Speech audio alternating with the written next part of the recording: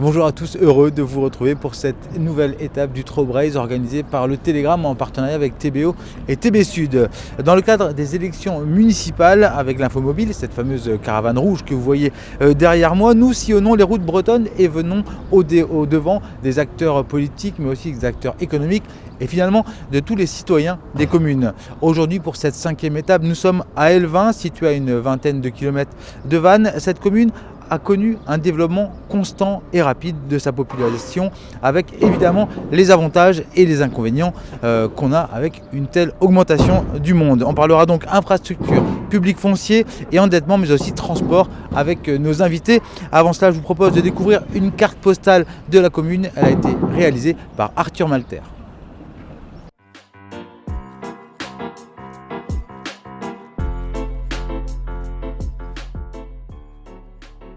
Chers lecteurs, aujourd'hui nous nous arrêtons à Elvin, une ville située au nord-est du parc naturel régional du golfe du Morbihan. C'est une petite commune mais elle grandit très vite. Depuis les années 2000, elle a connu une très forte croissance et ça continue. Selon les derniers chiffres de l'INSEE, la population a encore augmenté de 2,7% entre 2016 et 2017. En tout, les Elvinois, c'est comme ça qu'on les appelle, sont 6021 et ce sont plutôt des jeunes. Ici, 59,3% des habitants ont moins de 45 ans contre 52,4% des Bretons. Politiquement, la commune a été à gauche pendant 25 ans avant de basculer à droite avec l'élection du maire actuel, Gérard Jiquel, en 2014 qui se représentera aux prochaines élections. Il faut aussi qu'on parle transport. Les Elvinois ne prennent pas beaucoup les transports en commun, seulement 2% d'entre eux les utilisent pour aller au travail, et 90,2% y vont en voiture. C'est plus que la moyenne des Bretons qui utilisent à 81% la voiture et à 5,7% les transports en commun. Cela s'explique peut-être par le peu de dessertes, seulement 6 bus par jour relient Elvin à Vannes.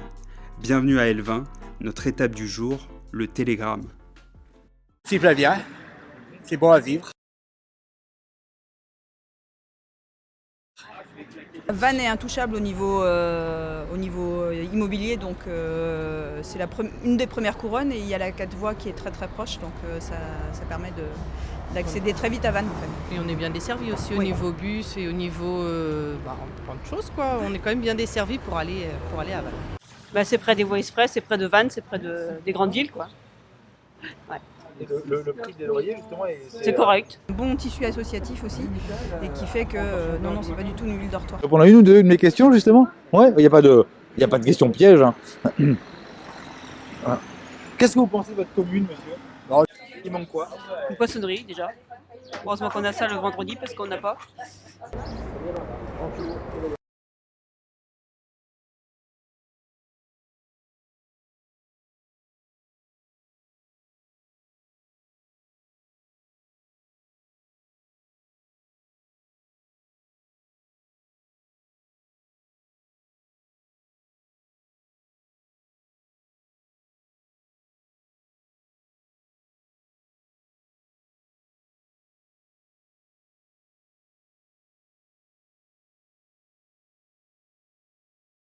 Nos invités pour en parler. Gérard Jiquel, vous êtes le maire sortant de la commune et puis évidemment vous présentez un second mandat à la tête d'Elvin.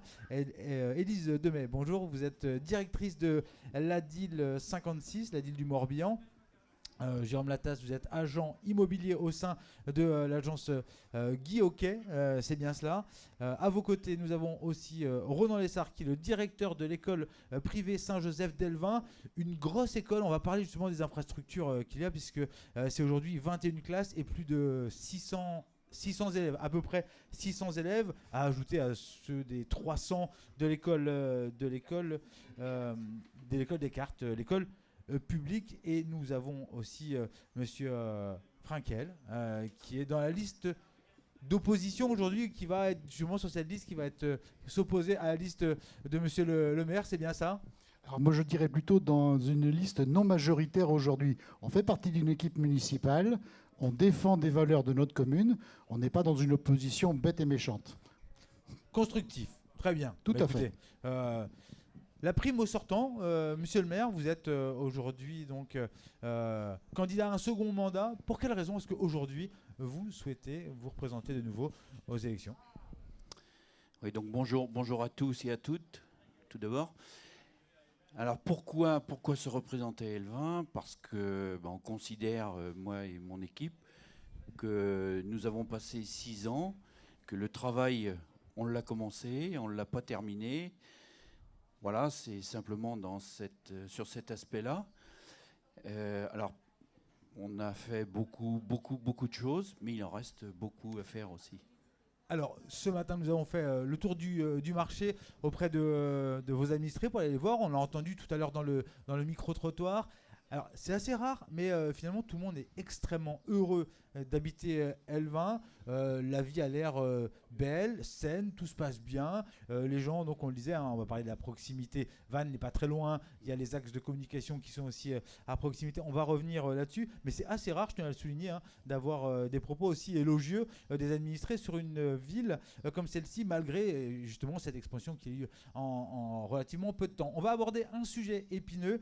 Bertrand Le Bagouze, on va donc le sujet épineux. Vous avez contracté en 2008 un emprunt toxique, monsieur le maire, qui pèse aujourd'hui plus de 16 millions d'euros dans les caisses de la commune. C'est 2700 euros par habitant. Cette dette, tout de même. Bertrand, quels sont aujourd'hui les leviers justement disponibles pour la commune pour continuer d'investir? Effectivement, ils sont pas très nombreux. Étant donné cette dette, la commune ne peut pas emprunter. Et elle dispose de 3 leviers pour investir. D'abord l'autofinancement, à peu près 1,5 million en moyenne depuis 2014. Il y a aussi les subventions. On pense à l'aide de l'aglo, la communauté d'agglomération. Et puis il y a aussi la réduction des dépenses de fonctionnement. Depuis plusieurs années, l'équipe en place, la municipalité, demande à ses services de faire des efforts sur les dépenses de fonctionnement.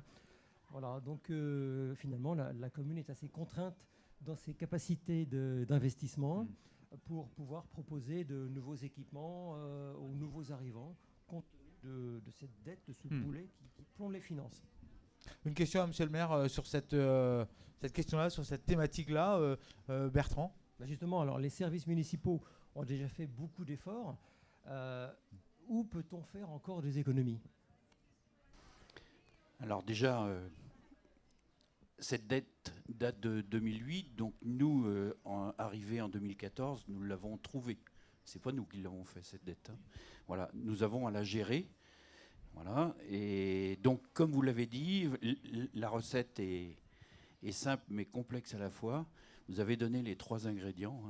Voilà, donc la capacité d'autofinancement, les subventions, glanées, les aides. En effet, Bertrand a rappelé tout ça. Voilà. Vous êtes à l'os aujourd'hui. Vous avez des leviers Exactement. pour investir ou pas? Exactement. Réduire les frais de fonctionnement, c'est plus possible, sauf à ôter un service. Donc on ne veut pas arriver là, bien sûr. Donc aujourd'hui, c'est l'autofinancement. Donc il faut dégager de l'autofinancement. C'est absolument vital pour la commune. Voilà. Et grâce à cet autofinancement et les aides, les diverses aides, départements, État, régions, agglo, bien sûr, grâce à tout ça, nous avons fait des projets. Voilà, on y reviendra peut-être. L'école a grandi, salle omnisport, diverses choses. Mais tout ça, c'est de l'autofinancement. Sans prêt, puisqu'on ne peut pas, c'est pas possible. Aujourd'hui, vous l'avez rappelé, 16,8 millions de dettes. Voilà, ça correspond à 2800, à peu près 2700, 2800 par habitant. Voilà. Alors, et on se désendette d'1 million à peu près par an. Voilà. D'accord, donc ça veut dire que le prêt est encore là pour quelques années aussi. Il y a encore une bonne dizaine d'années à attendre avant d'avoir épongé ces 2028. 2028. Est-ce une gestion en bon père de famille finalement ? Alors, une dette pour une commune, bien sûr, c'est un poids. Il faut voir ce qu'il y a derrière. Quand il y a des équipements, comme par exemple une école publique qui a été refaite, une maison de l'enfance, un complexe sportif totalement adapté, avec une population, vous l'avez dit très justement tout à l'heure, L20 grandit très vite. On est en proximité de Vannes, c'est un pôle d'appui pour la région vantaise. Donc il a fallu s'équiper et à un moment ou à un autre, les communes sont obligées de s'endetter. Le choix, certes, à l'époque, mais on n'est pas malheureusement les seuls, le choix à l'époque a été porté sur des emprunts qui se sont révélés toxiques après. Tout individu comprendra bien qu'à l'origine, l'emprunt n'était pas toxique. Et vous n'êtes pas la seule commune à avoir souscrit contracté ce genre d'emprunt. Hein, voilà. Communes, hôpitaux, syndicats d'eau, enfin bon, il y a énormément malheureusement qui ont été touchés. Rappelons quand même aussi que l'État, aujourd'hui, verse plus de 500 000 € par an à la commune d'Elvin en compensation. Donc c'est une forme, je dirais, de reconnaissance d'une erreur, non pas de la commune, mais une erreur de gestion de cette banque qui a spolié d'une certaine manière les communautés, les syndicats et autres. Voilà. Donc l'importance pour une commune, et vous l'avez dit aussi, les Elvinois sont heureux d'être ici. Pourquoi ? Parce qu'il y a des équipements. C'est important. Une école, et on a la chance d'avoir 2 écoles sur notre territoire, privées et publiques, donc les gens ont le choix. Faut-il encore les construire ? Le complexe sportif est gigantesque. Faut-il encore le construire ? Et ça a un coût systématique. Alors c'est vrai qu'aujourd'hui, il faut être prudent sur les dépenses, mais on a une capacité d'autofinancement de plus d'1,5 million. Et quand on regarde les bilans, on en reparlera peut-être tout à l'heure, il y a vraiment, pour les années à venir, une réserve assez importante. La difficulté pour une commune, c'est de gérer. Une commune, ce n'est pas une entreprise. Ce que fait Monsieur le maire aujourd'hui est visiblement de façon relativement bonne. La gestion de la dette a été très bien reprise. On l'a dit. Il fallait le faire. Après, il faut maintenir une capacité d'autofinancement. On reviendra évidemment sur ces questions-là tout à l'heure, parce qu'en effet, la grande question, c'est qu'il faut investir. Hein. Bertrand, la conjoncture est favorable à la commune. On le voyait dans la carte d'identité, la population a doublé quasiment en 20 ans. Elvin attire des jeunes grâce à un contexte aussi immobilier, aussi encore favorable à l'installation des jeunes primo-accédants comparé au marché vannetais en pleine explosion. Qu'en est-il aujourd'hui justement ? Faisons un état des lieux peut-être de ce marché. En effet, on voit beaucoup de profils de primo-accédants qui viennent ici parce que le prix au mètre carré c'est peut-être pas le même entre Vannes et puis et Elvin. Tout à fait.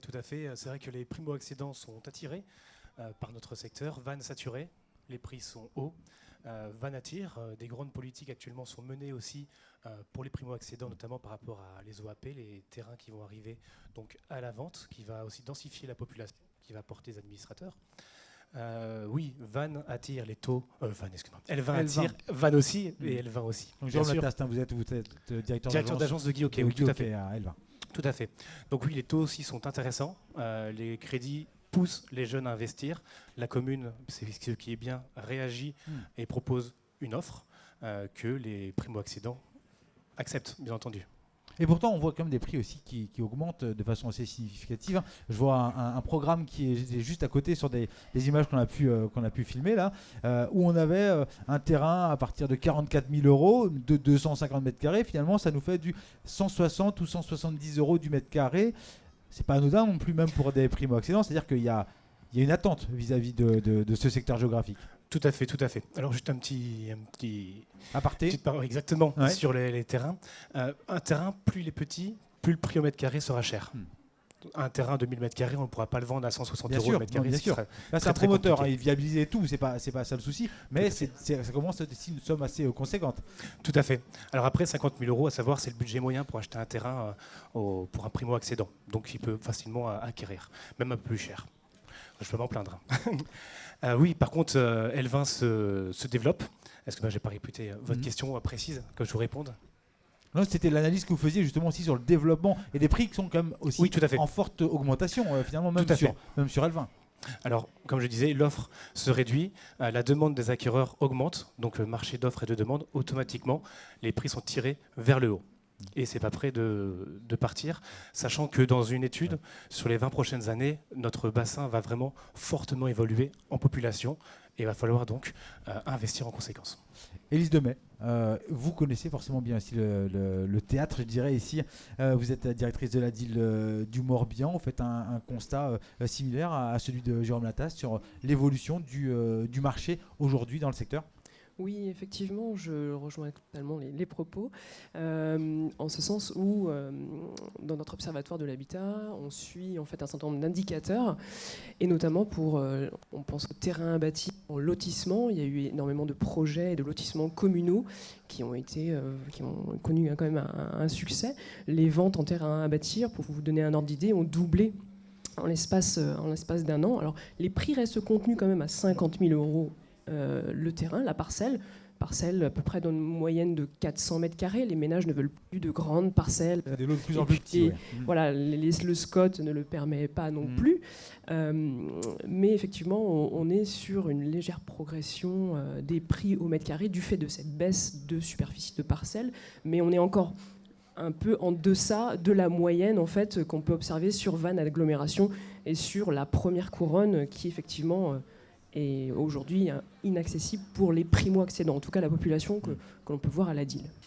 Bertrand, c'est un constat qu'on fait. Voilà, les jeunes finalement sont obligés de quitter ou de s'éloigner peut-être d'une ville-centre comme celle de Vannes et pour aller, là on est à 20 km aujourd'hui de Vannes. C'est le profil des gens qui s'installent ici? Oui, effectivement, des primo-accédants, des jeunes familles, des jeunes actifs. Oui, plus 16% à Vannes, c'est difficile, ça devient difficile de s'installer et d'acheter à Vannes. Plus 9,6% à Elvin également. Hein, le prix médian d'une maison, je crois, à peu près 185 000 €. C'est toute la deuxième couronne est comme ça. Hein. Questembert, plus 19,5. Hein, c'est quand même impressionnant. Moi, la question que j'ai envie de poser, c'est avec un objectif, je crois, de 950 logements en 12 ans. Comment peut-on urbaniser sans consommer trop de terres agricoles? Elvin, c'est quand même le pays vert. Il y a un secteur agricole important. Comment on s'urbanise sans grignoter trop de terres agricoles? Alors, c'est possible. C'est possible. C'est possible. Donc ça, c'est le SCOT, le PLH de l'agglomération. Elvin doit 80 logements à l'année. Voilà. Peu de choses près, sur 12 ans, donc 950, c'est le chiffre. Alors, plusieurs solutions. Nous, on a la chance. Nous avons un secteur qui s'appelle le Pourprio, une dizaine d'hectares, qui est contenu entre 2 rues existantes et la 4 voies. Voilà. C'est un terrain, alors ce sont des terrains qui ne sont pas cultivés, qui ne sont pas exploités, rien du tout. Donc voilà, nous sommes à préparer ces 10 hectares, 10-12 hectares, pour recevoir 250 logements, 250-260 logements. Alors pas tout de suite, bien sûr, sur 7-8 ans, voilà, plusieurs tranches. Mais il y a aussi, vous l'avez rappelé, ça a été rappelé tout à l'heure, il y a quelques années, les gens construisaient sur 1000 m², 1200, 1300. Voilà, peut-être que ces gens-là, en divisant leur fond de jardin, par exemple, voilà, peuvent donner la possibilité à quelqu'un de construire. Ça fait un apport financier aussi pour quand on arrive à la retraite. Voilà une autre solution. Puis vous avez, dans chaque commune, enfin nous c'est le cas ici, on a des dents creuses où on peut construire. Voilà. Mais ça c'est le travail aussi des cabinets immobiliers qui connaissent bien leur métier. Voilà. Mais on n'aura pas de difficulté à construire, à trouver tous ces lots. Voilà. Autre chose aussi, je sais pas, il y a aussi à aborder les logements sociaux, parce que qui dit primo-accédant, voilà, on peut tomber sur des personnes qui ont plus de difficultés pour se loger. Et Elvin, enfin vous savez, on doit avoir aux alentours de 20% au moins de logements sociaux. On n'arrive pas à 20, nous. On est plutôt entre 17 et 18. On oscille entre 17 et 18. Ce sera difficile d'obtenir ces 20%. Mais nous y travaillons, voilà, un maximum en tous les cas. On sait que 66% des Bretons sont propriétaires aujourd'hui de leur logement. On voit aujourd'hui que pour les jeunes, c'est de plus en plus difficile, notamment pour les primo-accédants, peut-être d'accéder à la propriété. Aujourd'hui, quand des jeunes qui travaillent sur Vannes et qui sont obligés de faire 20 km aller-retour, donc il faut avoir une à deux voitures, il faut avoir un logement, tout ça coûte de l'argent, ça coûte cher. Et finalement, les fins de mois sont difficiles. Peut-être Ric et Rac aussi pour ces publics-là qui sont en plus éloignés presque naturellement ou financièrement de leur commune centre. On fait comment aujourd'hui? Est-ce que vous le constatez aussi à la DIL, peut-être, Élise Demey, ce genre de profil où on sent que des jeunes sont obligés de s'éloigner au fur et à mesure, des jeunes ou des gens qui n'ont pas forcément un budget conséquent aujourd'hui pour avoir accès à la propriété? Après, oui, effectivement, on le constate sur des jeunes couples qui ont un projet d'accession à la propriété, qui généralement s'installent dans une commune comme Elvin, dans un premier temps sur du marché locatif, et puis ensuite qui achètent. Mais on voit d'année en année, effectivement, les ménages s'installer sur des communes encore plus loin qu'Elvin, plus éloignées du fait des prix de l'immobilier, bien évidemment, mais également de la disponibilité des logements existants à la vente. Je pense au marché de l'ancien, qui mérite aussi une attention toute particulière, puisqu'aujourd'hui, il existe des aides à la rénovation. Et quand on parle effectivement de la maison individuelle, on pense, c'est bien sûr l'idéal pour les ménages, l'idéal, on sait, breton, mais derrière, effectivement, on sait qu'il y a l'étalement urbain, l'urbanisation, et qu'il faut effectivement un petit peu limiter.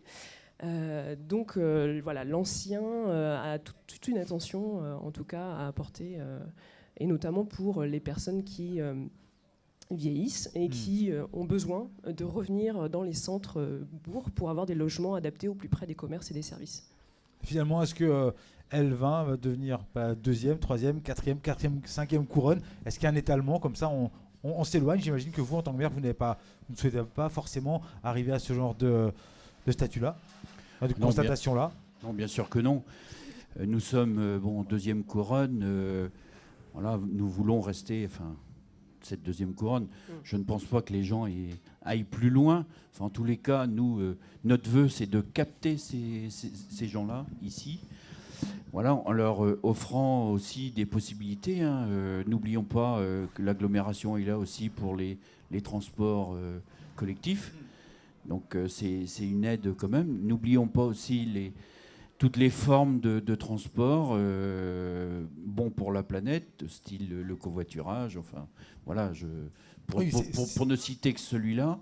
Et ce que je tiens à signaler aussi, c'est qu'Elvin accueille beaucoup de personnes, mais on ne souhaite pas qu'Elvin soit une ville dortoir. Alors, c'était la question justement de Bertrand je Lebagousse, devance, là. Mais... exactement. J'imagine que c'est, quoi qu'il en soit, une des questions centrales, forcément. Bertrand. Oui, effectivement, c'est le danger qui peut guetter la commune d'Elvin. On achète à Elvin, on vient y vivre, mais on peut travailler à Vannes, on peut travailler à 20 km, voire 30 km d'Elvin. Comment faire pour pas qu'Elvin devienne une commune dortoir? Est-ce qu'il faut de nouveaux équipements?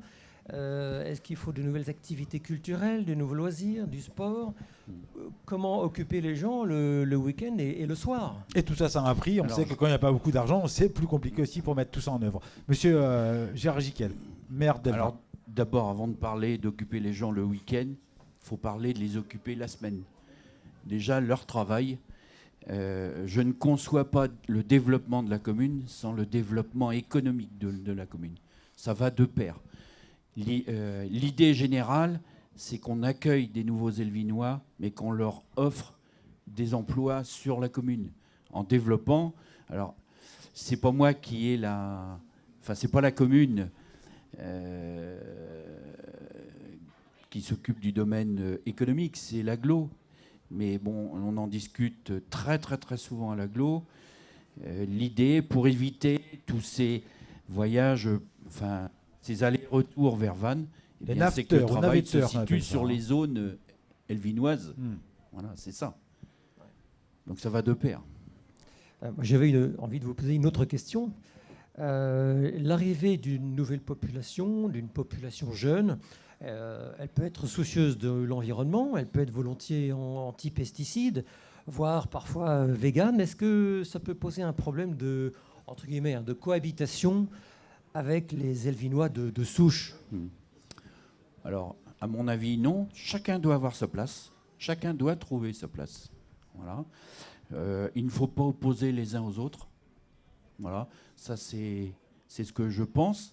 Et pas plus tard qu'hier soir, j'avais une réunion. Voilà, on a abordé ce sujet-là. C'est exactement le message que j'ai voulu apporter. Par contre, oui, je suis sûr que tous ces pesticides, oui, il y a un problème. Il y a un problème général. Mais par contre, pour cette agriculture conventionnelle, que j'appellerais conventionnelle, qu'on leur donne des produits de substitution, voilà, qui polluent moins, mais en aucun cas vouloir opposer les uns aux autres. Alors ces néo-ruraux ont-ils leur place aussi, Denis Frankel, à Elvin? Tout à fait, bien sûr, ils seront le bienvenu sur la commune.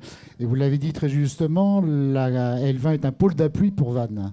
Donc les gens viennent, et de par la proximité de la 4 voies, parce qu'on parle toujours de Vannes, mais beaucoup de familles, l'un travaille à Vannes, l'autre à Pleuhermel, voire plus loin. Donc c'est important. La commune d'Elvin est aujourd'hui sur le territoire indispensable à la structure même de l'agglomération. Notre agglomération s'est regroupée, 3 communautés de communes, et vraiment Elvin est un vrai pôle d'appui, avec des néo-ruraux et avec tout ce que l'on a besoin derrière, donc tous les services. Vous avez parlé de cité dortoir tout à l'heure. On frôle la cité dortoir, on est en permanence sur le fil rouge de la cité dortoir, et il faut vraiment avoir les équipements. Vous avez parlé également tout à l'heure de reprise des terres agricoles. Mais le PLU, le premier PLU, celui qui était encore en activité, là, qui va changer dans les semaines à venir, avait anticipé cette croissance de population. Et toute la difficulté pour une équipe municipale, quelle qu'elle soit, est de prévoir justement et d'anticiper ce genre de choses. Une équipe municipale ne gère pas que les affaires courantes, c'est ce qui est le plus facile à faire, je dirais. Elle gère pour les 10 ans, 15 ans à venir. Et c'est ça la difficulté. Sur la gestion économique, justement, il y a une vitalité. On va revenir évidemment aux infrastructures aujourd'hui avec des entreprises qui sont sur le secteur, des entreprises aussi dynamiques. Bertrand? Oui, je pense à la zone économique de parc de Goélis, que le maire connaît très bien, avec de belles entreprises, notamment des entreprises internationales, que je pense à Diana. C'est un parc en plein développement. Et je crois que la question de l'environnement est une question sensible et qui est prise en compte sur ce parc, monsieur le maire. Alors le Goélis, déjà, c'est le seul parc ISO 14001 qui marque le côté environnemental des choses de l'agglomération. C'est le seul parc. Voilà. Et donc, dans le Goélis, l'agglomération, donc Golfe du Morbihan, Vannes Agglomération, a le souhait de créer une unité de méthanisation. Voilà. C'est attendu, c'est un équipement très attendu par nos agriculteurs. Donc c'est en route, le dossier avance bien. Il n'y a pas de polémique à ce sujet? Pourquoi de la polémique? Méthanisation. Mais écoutez, les gens veulent prendre soin de leur environnement. C'est un outil pour prendre soin de son environnement. Alors, on parle évidemment de tout ce qu'il faut pour accueillir les jeunes couples notamment. On voit qu'il y a eu un développement rapide de la commune. Les infrastructures aussi scolaires sont aujourd'hui en place sur la commune d'Elvin. 2 écoles, une publique, une privée, 600 aujourd'hui élèves, quasiment 600 dans l'école privée et plus de 300 dans l'école publique, ce qui fait une belle densité au vu du nombre d'habitants qu'il y a à Elvin. Comment on fait aujourd'hui pour gérer justement l'arrivée de ces nouveaux habitants et nouveaux élèves quand on est à la tête d'un établissement scolaire comme le vôtre? Écoutez, moi je suis arrivé à Elvin très exactement le 21 août 99, j'avais 29 ans. Je vous laisse faire l'addition maintenant pour savoir quel âge j'ai. Et il y avait 312 élèves, 13 classes à l'école Saint-Joseph. Et on est aujourd'hui 21 classes, on est 40 adultes à travailler tous les jours sur l'établissement et 590 élèves au quotidien à accueillir, avec l'école Catherine Descartes qui est à côté, qui a dépassé les 300 élèves. C'est une population très jeune. Alors de notre côté, nous, on est associés au service public pour l'éducation des élèves, enfin, des enfants. On n'a pas d'aide pour pouvoir se développer, contrairement aux écoles publiques. Donc on a trouvé les fonds nécessaires sur les 20 dernières années pour construire 3 bâtiments. Alors comment on fait, Renan Lessard, pour réussir justement à avoir toutes ces aides pour construire ces bâtiments-là? Vous pourriez croire qu'on fait un voyage à Lourdes de temps en temps, mais non, ça nous est arrivé avec les élèves quand on va dans les Pyrénées, mais on a tout simplement nos instances, la direction de Cézanne-sur-Vanne, qui nous donne un coup de pouce. On a aussi beaucoup emprunté.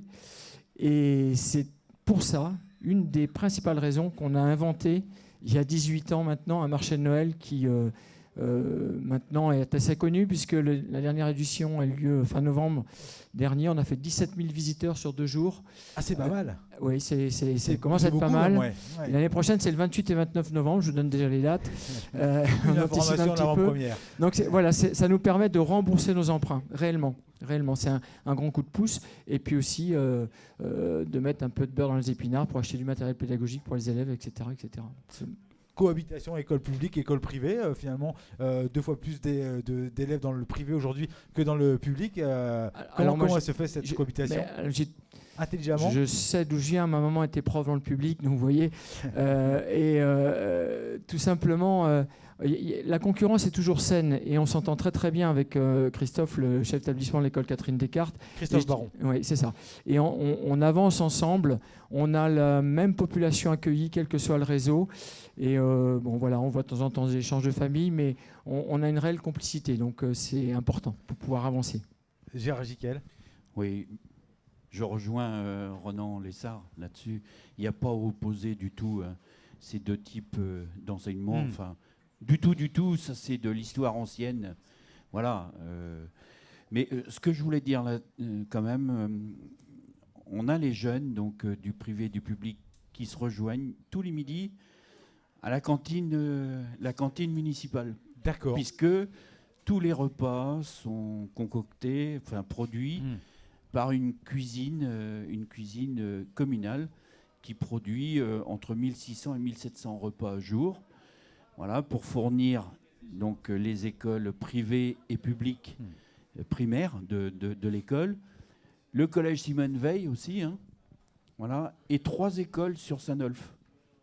Sans oublier, pour nos anciens, le portage à domicile. Alors, on ne vient pas des anciens, la politique pour les enfants en bas âge, la petite enfance, est-ce qu'il est aujourd'hui facile peut-être de réussir à trouver, est-ce que vous avez suffisamment de crèches, des assistantes maternelles aussi? On sait que c'est des choses qui sont compliquées pour des jeunes qui veulent venir. Voilà, c'est des préoccupations que peuvent avoir les jeunes couples au quotidien.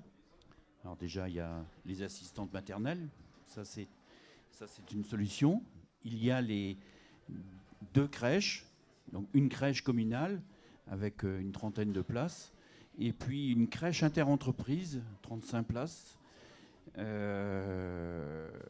Ça a été une de nos premières actions parce qu'on a participé à cette crèche intercommunale en leur offrant le foncier, le terrain. Ça a été notre participation via un bail amphithéotique, mais voilà, ça a été notre contribution à cet équipement. Avec ces 2 équipements, pour l'instant, tout est jugulé. Et puis surtout, ça n'a pas enlevé de travail aux assistantes maternelles, parce qu'il y a un équilibre à tenir. D'accord. Voilà. On accueille même quelques enfants de communes qui jouxtent Elvin, des enfants qui sont en difficulté, quelques enfants handicapés même. On a fait ça, on a fait les efforts nécessaires. Aujourd'hui, on va parler d'un autre dossier, l'accessibilité aussi. J'imagine que c'est des questions qui sont prégnantes aujourd'hui quand on est dans des communes comme les vôtres. On a la voie express qui est pas très loin. Finalement, tout est mis en œuvre aujourd'hui. Des jeunes peuvent aller aussi quitter Elvin pour aller passer la journée à Vannes ou aller ailleurs, aller utiliser les infrastructures communautaires qui sont en périphérie d'Elvin, sans trop de difficultés, ou là-dessus, sur les transports en commun, il y a des efforts à faire? Bon, j'en ai parlé tout à l'heure, il y a les bus, 6 allers-retours dans la journée. C'est pas assez. c'est pas assez. Mais il y a peu à l'agglomération a fait des efforts pour les transports collectifs, mais envers des communes dont il n'existait pas de transport. Je pense à des communes voisines comme Sulgnac, comme Tréfléan, comme Monterblanc. Il n'existait rien. Aujourd'hui, il existe quelque chose, voilà, qui tend vers l'équité entre les communes. Voilà. Alors, c'est à développer encore, mais ça coûte extrêmement cher aussi à l'agglo. Vous êtes des observateurs, vous, justement, de cette vie, des acteurs aussi, où vous subissez d'une manière ou d'une autre, je ne sais pas si c'est subir. Ronan Lessard, justement, cette accessibilité, ces moyens de transport pour désenclaver peut-être la commune et aller vers, vous allez peut-être vers la mer pour les activités nautiques ou les choses. Alors oui, on va faire de la voile avec, quelles que soient les écoles, on va faire de la voile sur Vannes. Et je voulais juste dire quelque chose qui va se mettre en place, qui est en construction. Ça fait 20 ans qu'on parle d'une piscine à Elvin, et j'ai vu que le trou était fait. Donc ça va vraiment nous faciliter les tâches, parce qu'on apprend aussi à nager à nos élèves. Et actuellement, on va sur Surzur. Donc d'ici quelques mois, en 2021, je crois qu'on pourra enfin aller sur Elvin. Ça, c'est une bonne idée. Au niveau accessibilité, comment nous, on essaie de coller au planning des parents. C'est-à-dire qu'on ouvre très tôt le matin, 7h15, on ferme à 7h le soir, 19h15. On a une amplitude d'ouverture très large, parce que les parents, effectivement, bougent beaucoup. Donc voilà. Et puis accessibilité, si on parle d'école inclusive, quel que soit le réseau, on est accessible forcément, on est aux normes et on accueille, quels que soient les enfants, on accueille les enfants handicapés et autres. À la DIL, vous regardez aussi toutes ces questions d'infrastructure, d'accessibilité aussi. On a beau être en deuxième couronne, comme on dit. C'est pas péjoratif, je dis on a beau être en deuxième couronne. Voilà, il y a aujourd'hui toutes les infrastructures justement aussi pour permettre au développement d'une cité, d'une commune comme celle d'Elvin. C'est clairement structurant en fait, la R165. On le voit même en termes d'évolution de la population. On voit que les communes qui ont connu la plus forte croissance démographique, ce sont celles qui sont situées vraiment près de la voie express. Et on prend en compte en fait à la DIL quand on réalise avec le ménage par exemple un plan de financement, on parle tout de suite de la question des transports, de la mobilité et de l'impact que ça peut aussi avoir dans un budget pour bien effectivement maximiser en fait le budget et que ce soit bien sécurisé. Un mot peut-être votre part par rapport à des choses que vous souhaitez mettre en avant avant de parler sur une question un peu plus politicienne. Bertrand, est-ce qu'il y a quelque chose que vous voulez rajouter les uns et les autres justement aussi sur ces questions-là? Ronan Lessard. Alors, on a pour habitude de dire qu'à Elvin on est bien, on y revient. Moi je le constate, j'ai rien à vendre, j'habite pas la commune, mais je le constate depuis de nombreuses années et c'est vrai que comme vous avez commencé l'émission en disant que les gens sont contents d'habiter Elvin, c'est réel. Enfin voilà, après moi la politique je m'en occupe pas parce que on travaille, quels que soient les gens, je considère qu'on travaille en bonne intelligence avec les gens qui dirigent la commune. C'est ça l'important pour moi. Bertrand Lebagouze, une question justement aussi en effet des élections un peu particulières. Question un peu plus politique, voilà. Ou pas question à Gérard Jiquel et aussi à M. Frankel. En héritant du cadeau empoisonné de la dette, Monsieur le maire, vous avez endossé un peu le mauvais rôle, celui du cost killer, comme on dit. Est-ce que c'est pour cette raison que les candidats ne se bousculent pas parce que sauf erreur de ma part, vous êtes le seul candidat déclaré pour les municipales. Et mon regard se tourne vers M. Frankel et j'ai envie de lui poser la question. Le 27 février approche, M. Frankel. Oui, vous avez donné la date, c'est très bien. Vous voyez, ça nous donne encore du temps. Il faut laisser le temps aussi aux Elvinois. La commune d'Elvin, je dirais, subit de plein front une nouvelle population. Nos jeunes sont occupés, ils ont une vie active. On sait ce que c'est, l'activité leur prend du temps. Ils veulent aussi vivre une vie familiale et ils n'ont pas toujours l'intérêt du côté politique, je dirais. Même s'ils sont pertinemment conscients de l'importance d'une municipalité forte. En termes de démocratie, je dirais que oui, une seule équipe dans une commune, pour moi, c'est une catastrophe. Il faut qu'il y ait une opposition saine. Ça, c'est important. Mais après, il faut aussi que les équipes se montent. On n'est pas là pour récupérer des noms et remplir des listes. Il faut des gens qui soient prêts à suivre, à travailler, à envisager l'avenir. Et ce que je vous disais tout à l'heure, c'est ce qui est le plus dur à faire, envisager l'avenir. Donc, on a encore un peu de temps devant nous. Gérard Jiquel. Écoutez, moi, avec mon équipe, on y travaille. Voilà, je ne m'occupe pas, voilà, s'il y a d'autres listes à venir. En tous les cas, moi, hier soir, j'y étais, enfin, nous y étions encore. Voilà, le travail se fait gentiment. Mais on sera au rendez-vous. Alors nous, on arrive aussi au terme de notre rendez-vous tranquillement. Bertrand, est-ce qu'il y a quelque chose d'autre par rapport aux différents dossiers qu'on devait aborder que tu souhaitais mettre en avant ? Je pense que on a fait le tour. On a fait le tour. C'est pas mal. Anne-Cécile Juillet était dans le public, il fait frais aujourd'hui. Hein. Ça va ? Allez, je vous donne le micro, Anne-Cécile. Elvin, tout va tellement bien que même quand il fait froid, il fait chaud. Non, alors moi je vais un peu titiller peut-être monsieur le maire, parce que forcément c'est la prime à ceux qui étaient aux affaires, donc forcément c'est eux qu'on gratouille. Alors on me dit qu'effectivement il y avait pas mal de beaux projets qui étaient déjà lancés avant que vous n'arriviez en 2014, donc finalement vous pouvez aussi aujourd'hui en tirer les fruits d'une certaine façon. Enfin, c'est forcément la population elvinoise qui en bénéficie, bien entendu. Après, la question qui se pose, parce que c'est aussi une question qui est tout à fait d'actualité, c'est bon, évidemment, il y a cette croissance, il y a cette urbanisation, voilà, tout ça, c'est pensé. Il y a une question qui va aussi de pair. Et quand on parle de seulement 6 allers-retours avec Vannes, ça participe aussi du fait du tout voiture.